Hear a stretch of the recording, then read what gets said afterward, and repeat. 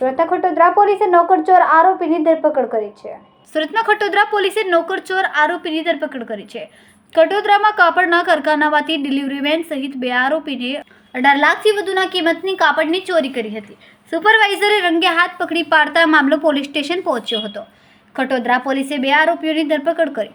આરોપી પ્રકાશ પ્રસાદ ગુપ્તા છેલ્લા 6 વર્ષથી ડિલિવરીનું કામ કરતો હતો.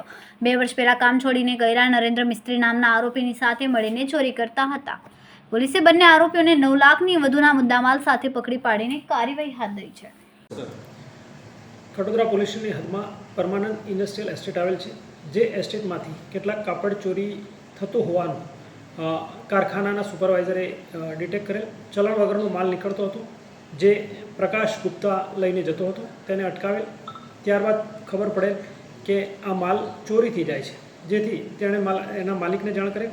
તેના માલિકને બોલાવેલ અને આ આરોપીની હકીકત મળતા સર્વેલન્સ સ્ટાફને જાણ કરતાં સર્વેલન્સ સ્ટાફે તાત્કાલિક એને દબોચી લીધેલ.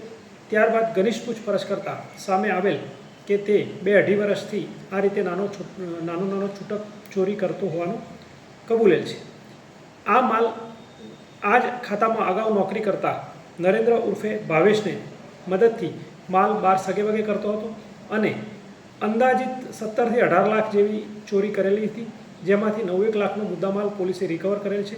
કાયદેસરની કાર્યવાહી કરેલ છે અને હાલ આરોપી રિમાન્ડ પર છે. સર, જે મુખ્ય આરોપી જે છે ગુપ્તા, ત્યાં શું નોકરી કરતો હતો? જી, ગુપ્તા છે મુખ્યત્વે રિક્ષા ડ્રાઈવર તરીકે, ટેમ્પો ડિલિવરી બોય તરીકે કામ કરતો હતો. સર, કેટલાનો માલની ચોરી થઈ હતી અને કેટલો રિકવર થઈ ગયો છે? જી, અંદાજિત 17 થી 18 લાખની ચોરી થયેલાનો અત્યારે ખુલેલ છે, જેમાંથી 9 લાખ રૂપિયાનો મુદ્દામાલ કવર કરેલ છે. કેમેરામેન સેનિલ વિરાણી સાથે વિશાલ છેઠા, માનવ પ્રભા ન્યૂઝ, સુરત. અમારા વિડીયોની નવી અપડેટ મેળવવા માટે સબસ્ક્રાઇબ કરો માનવ પ્રભા ન્યૂઝ ચેનલને. બેલ આઇકન ક્લિક કરો લેટેસ્ટ વિડીયો સૌથી પહેલા મેળવવા માટે.